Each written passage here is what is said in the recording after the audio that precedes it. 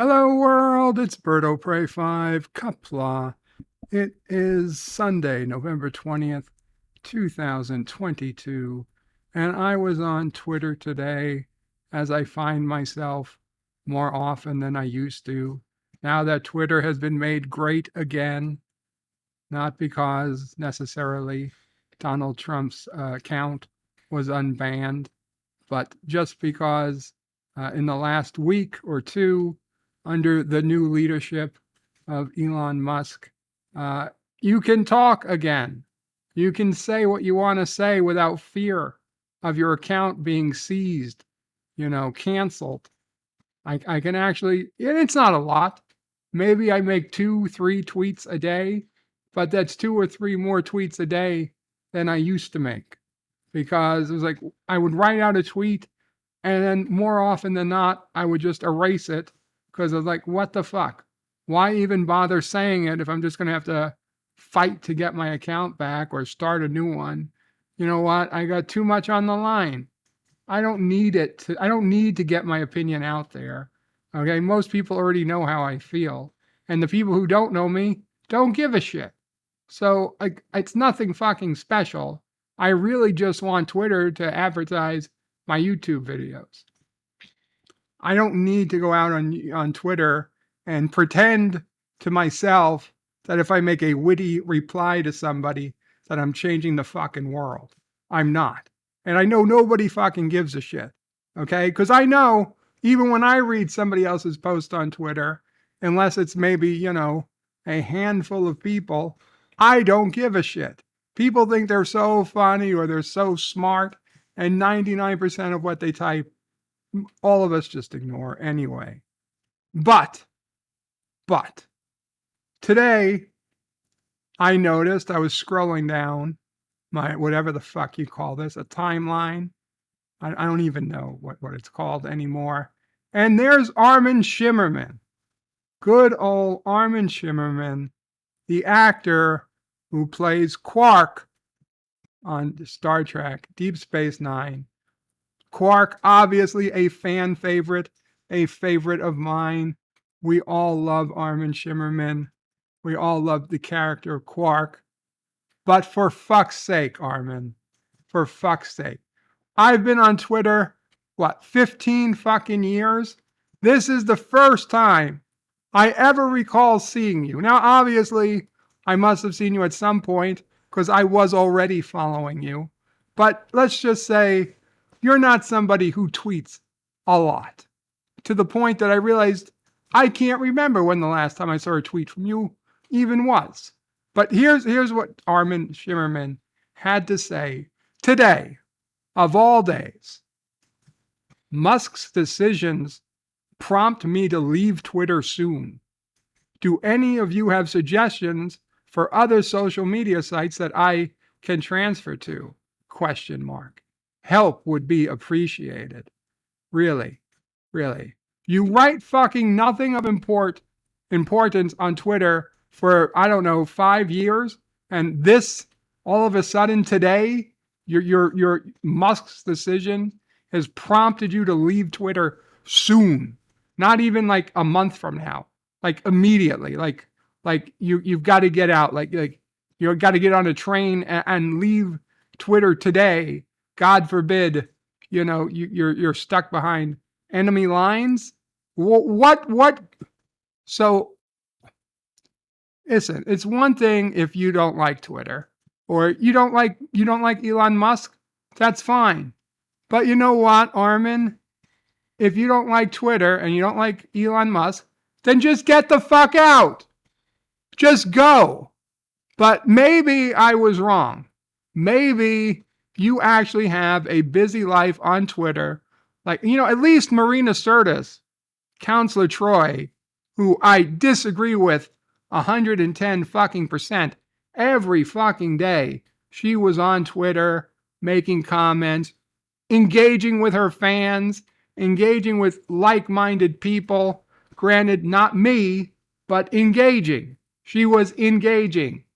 Okay? Marina Sirtis, when she left Twitter, assuming she actually did, she threatened to, but assuming she actually went on, what made good with her threat, people will miss her. People will miss her. Not me, but somebody out there will miss Marina Sirtis on Twitter. But you, Armin, you write this tweet, and I'm like, well, what have you been doing for the last 15 years that I've missed? I've missed all your tweets, Armin. So let's just go to Armin Shimerman's main Twitter page. And holy shit, here's Armin Shimerman, and he hasn't even been bothered to create a background graphic for his own Twitter site. Everybody on Twitter found time to put up a background graphic. You never bothered. So, okay, maybe you're just that type of guy. You prefer a dark gray box because maybe you hate the world and you don't even. So let's see. What have you written, Armin? Okay, well, your most recent tweet is that you're deciding to leave Twitter soon and you need help. Okay, well, what tweet did you make before that? A day before, you advertised your own book. Your own book.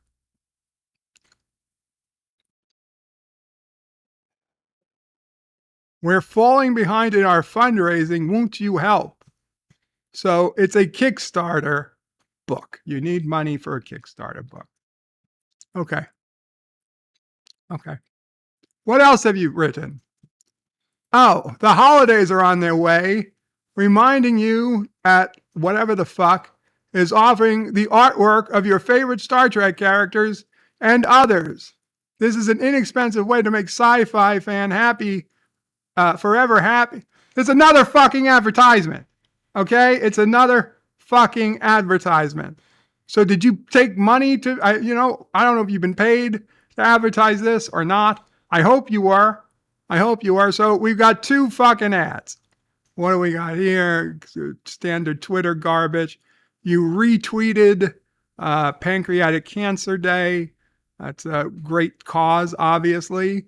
Another Pancreatic Cancer Day tweet. And then, here we go.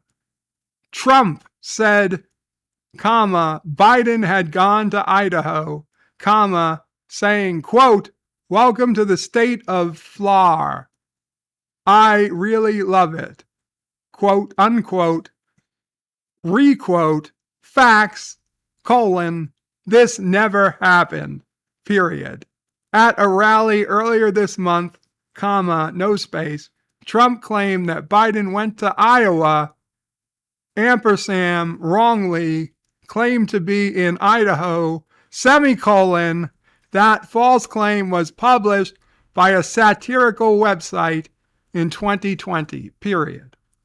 What the fuck does that even mean? Trump said Biden went to Idaho and mentioned going to Florida. I don't know what the fuck happened, Armin, but I've seen enough videos of Joe Biden to know that it's very possible he went on stage and announced he was in the wrong state. It doesn't fucking matter, particularly to me, that he did so, because I've seen Obama. Remember Obama? He said he's been to 58 states with 3 more to go. And other presidents have made similar mistakes in the number of states, in what location they're in, because, you're going to 5, 10, 15, 20 places, I would say a week for Joe Biden. President Trump used to go to those places a day, but whatever. You go to a lot of places, you're bound to make a mistake. Even their stand-up comedian, opens the show, thinks they're in Cincinnati, and instead they're in Cleveland. Big whoop. I don't give a shit. Okay? There's plenty of evidence Joe Biden doesn't know what he's fucking talking about. But the fact that, he was wrong about what state he was in, it doesn't matter to me. But fine, that's what you tweeted about. And what else did you tweet about then, Armin? Oh, fuck, look, another advertisement for your book. Oh, and more great ways to support Armin Shimerman. So another fucking advertisement, and another advertisement for your book, and election day, not election week. and you say, I honestly don't, oh, you didn't, excuse me, you didn't say this, you just retweeted. You retweeted somebody who said, I don't understand the problem with taking time to get elections right. I don't have a problem with it either, Armin, but isn't it fucking weird that up until 2016, we seem to know virtually every race on the night of election night. Then all of a sudden, come 2020, when votes should have been counted faster than ever because everything was computerized, everything was digitalized, and all of a sudden now, when votes should be, known immediately upon closing of the polls, it takes longer than ever, right? It's been a week. It was a week and a half before we officially got note that Republicans won the House of Representatives. A week, that has never happened in the history of our country. Yeah, maybe one race, two races, three races can't be called the night of election day over the course of the entire 50 states and its hundreds of voting precincts. Maybe you get a few. Once in a while, even an occasional state, right? Even an occasional state wasn't quite ready to be called on election night. It is unheard of that so many states and so many races couldn't be called now for two elections in a row. It wasn't just 2020. It was 2020 and 2022. And we all know 2024 isn't looking much better. What changed, Armin? What changed? You know what? Who the fuck cares? What else have you posted on Twitter? I'm very proud of my newest fucking book, Imbalance About. So another fucking advertisement. All you post are fucking advertisements. Who the fuck cares if you leave Twitter, Armin? I loved you in Deep Space Nine. But you're a fucking loser as a Twitter poster goes. Nobody's going to give a shit if you leave. All you're posting is advertisements for your own stupid books. Not to mention the fucking hypocrisy. The fucking hypocrisy that you, Armin Shimerman, fucking Quark, the total fucking capitalist that was Quark, the person who sang the rules of acquisition for 7 years on Deep Space Nine, who you admit you have only, you're well-to-do. Okay, I saw one tweet where you did admit that you should be taxed at a higher rate than the average income American. And you're right. And you know what? You are taxed at a higher rate, Armin. You are. Unless you're using fancy economics to get around it, which, again, you'd be stupid to not do it if it was legal. But, you have every reason. If you want to pay higher taxes, the IRS will certainly take it from you. But you, who espouse the rules of acquisition, dare hold Elon Musk to account for what? Following one or two rules of acquisition this week? Why should he hire 50 people if he can get away with having 2 people do the jobs of 50? And you know what? Twitter's working fine. Twitter has been working fine for me all week. I would have no idea anything was happening at the Twitter offices if it wasn't for other news media reporting on it. Okay, everybody's writing, oh my God, Twitter could go down tonight. You know what could go down tonight? The entire fucking internet could go down tonight. Is it likely to happen? No. You know what's more likely to crash tonight? Mastodon or whatever the fuck everybody's claiming to be leaving to. Okay, that's what happened. That's what happened when everybody got annoyed and went to Parler. Parler crashed. Okay, everybody's going to Mastodon. Mastodon might crash. You know who's not going to crash? Twitter. Okay. And just, just for those who weren't sure, Twitter's actually seen more interactions in the last 24 hours than they probably ever have in history. Okay, between the vote that Elon Musk called to decide Trump's account, and we all know that he would have brought Trump back anyway. The entire point of that poll was probably just to catch bots, but whatever. It doesn't matter. It doesn't matter because Elon Musk isn't on trial here. Elon Musk has brought us Twitter. He bought Twitter. He saved Twitter from becoming a fucking cesspool that it was, actually bringing life back to Twitter. He brought Donald Trump's account back, at least. So what, even though Donald Trump may or may never return to Twitter, but you know what? At least what has returned to Twitter is Donald Trump's Twitter timeline so that we can see the terrible things that Donald Trump posted, right, on January 6th. On January 6th, what is it that Donald Trump posted? He said such awful things as, I'm asking for everyone at the U.S. Capitol to remain peaceful. What? No violence. Remember, we are the party of law and order. Respect the law and our great men and women in blue. Thank you. At 3:13 p.m. Eastern Time. That's not right. What he's talking about? He's on trial. He's being charged, isn't he, with insurrection? You know what? This must be a coded message.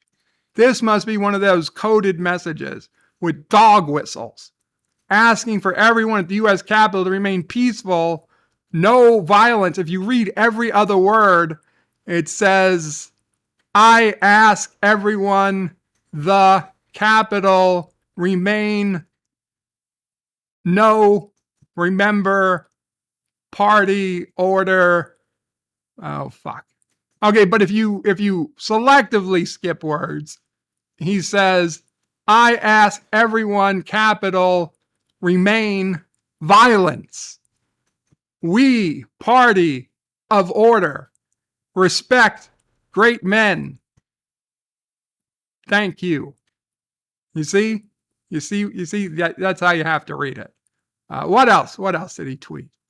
What else did he tweet on January 6th? Please support our Capitol Police and law enforcement. They are truly on the side of our country. Stay peaceful. Now, that must be another hidden message. Oh, and there's video of him on stage. And okay, this has got to be it. This has got to be it. These scoundrels are toying with the, I don't know, David Perdue vote. Just didn't want to announce quite yet. They've got many ballots as are necessary. Rigged election. And Twitter said that this was disputed. And there's others that he said, even Mexico uses voter ID, which is not disputed, by the way, right? Twitter didn't dispute that. So I guess that's a fact. I guess that's a fact that even in Mexico, you have to show ID to vote. But here in the United States, not so much. So, okay. So those are the terrible things Donald Trump said on January 6th, clearly earning him a lifetime ban from Twitter under the old guard. But we're not here for Donald Trump, and we're not here for Elon Musk. I'm here for you, Armin. If you got to get off the platform, just fucking go. You obviously haven't added anything to Twitter in any meaningful way in the many fucking years you've been here. I love you as an actor. I love the character you played. I don't understand why actors such as you, black either a brain or a spine or both. Okay? Nothing is going on Twitter that didn't happen yesterday, except possibly people are more open to speak their mind. Okay? Don't be you're running away from ideas you don't like. What am I supposed to say to that? How am I supposed to respect a person who is so afraid of the of free speech? Okay, you're so afraid that somebody will say something you disagree with that you're literally running away like you're some sort of refugee. You're a social media refugee. You're fleeing Twitter, begging for help, not knowing where to even go, trying to elicit people to get their help, to tell you where to go, like you're coming up on the border of, and you don't know, you're running for your life, and you're just hoping that there's UN peacekeepers there saying, come this way. Come with me if you want to live, right? Why? You're not fleeing a war zone. You're not fleeing for your life. There's nobody trying to kill you. There's nobody even trying to attack you.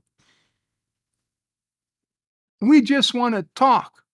We just want the right to talk and speak and not feel like we're under threat of having our accounts seized, our social media footprint erased. Okay, that's all we wanted. That's all we ever wanted. We've got it. You have nothing to fear. But please, don't make me hate. Don't make me hate people who I disagree with. Because, you're a fine guy. And if you really have political opinions that are all that different from me, I would totally want to hear what you have to say. I would read them with earnest, an open mind, and I would reconsider my own life's choices. I'm not saying I would change my mind, but I would be open to the possibility I was wrong if someone like you provided an eloquent response to anything I've agreed with or disagreed with. I would listen. I would listen. If you run over to Mastodon or wherever the fuck everybody claims to be going to, I'll never hear it. I'll never see it. And any chance you really would have had to change the world would die with you leaving Twitter.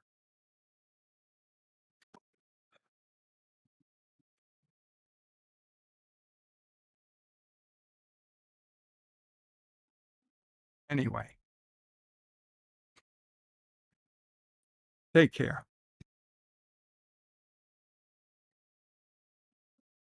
Twitter is like root beer.